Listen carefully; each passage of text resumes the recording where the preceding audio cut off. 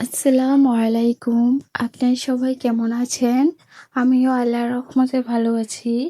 আমার ভিডিওটি কাছে কিংবা দূরে, দেশ কিংবা দেশের বাহিরে যারা দেখছেন তাদেরকে অসংখ্য ধন্যবাদ। চাল্লা কাঁঠাল নিয়েছি খাওয়ার জন্য সকালে। তো এদিকে খাওয়া-দাওয়া শেষ করে সবজি বাগানে চলে এসেছি। রাত্রে এত পরিমাণে কারেন্টে যন্ত্রণা করেছে। আজকে আমরা ঘুম থেকে সবাই ৮টা বাজে উঠেছি।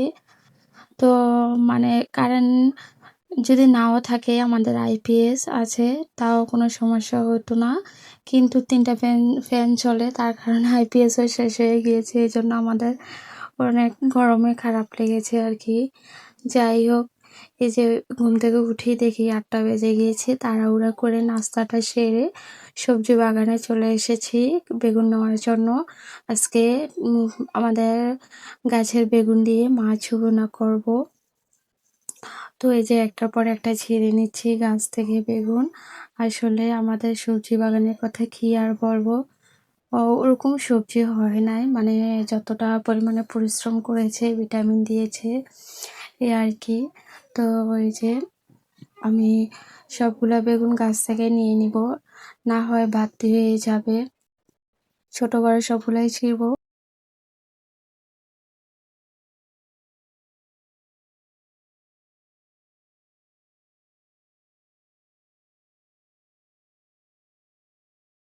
আমার ভিডিওটি যদি ইউটিউব চ্যানেল থেকে দেখে থাকেন, প্লিজ সাবস্ক্রাইব করে পাশে থাকবেন।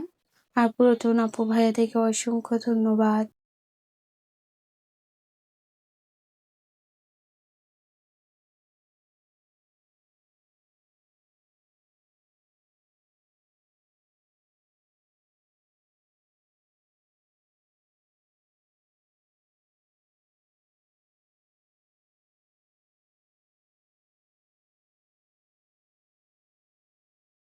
এই যে মিষ্টি লাউ গাছটা দেখে আমার আফসোস হয়, কোনো একটা লাউ হয় নাই গাছে। কি করব, কিছু করার বলার নেই। এই যে দেখি একটা শসা চোখে পড়লো, কোথাও বড় হয়ে আছে একটা বিশাল বড় শসা। এখান থেকে আমি কারি পাতা ছিঁড়ে নিব।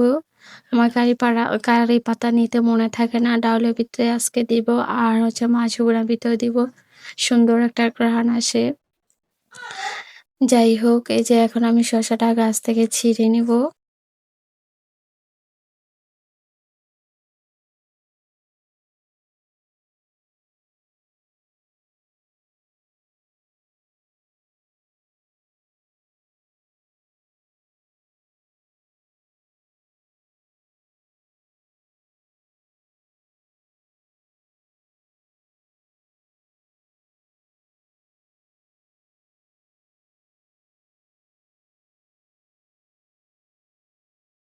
তো সবকিছু কাটাকাটি করে রান্না বসায় দিলাম। দেখেন বিশাল বড় একটা ডিম, আসলে এটা হচ্ছে মাছের ডিম।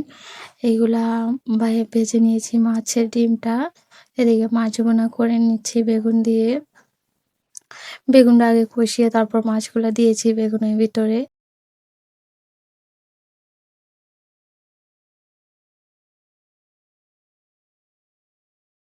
এদিকে ইনি শ্বশুরবাড়ি এনে চলে যাচ্ছে সিয়াম নিয়ে।